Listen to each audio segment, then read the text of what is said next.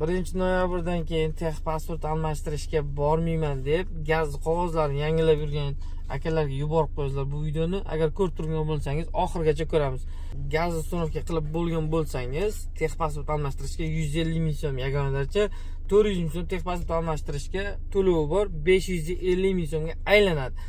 Agar 1-noyabrdan keyin elektronniy planshet uslubiga o'tadigan bo'lsa, bu xarajatingiz yanada kattarishi mumkin. Qanday deysizmi? Uстановка qilinayotgan jarayonlari va yechilgan holati, gaz bilan o'rnatilgan holati rasmga tushirilib, planshetga joylanadi. Bu degani 20 minut, yarim soat vaqt ketadi har bitta mashinaga. Hamda qo'yib bo'lgan gazingizni yechib, yana qaytadan o'rnatishga va hujjat yozishga sizga bu 550 mingdan ko'proq xarajatga aylanishi mumkin.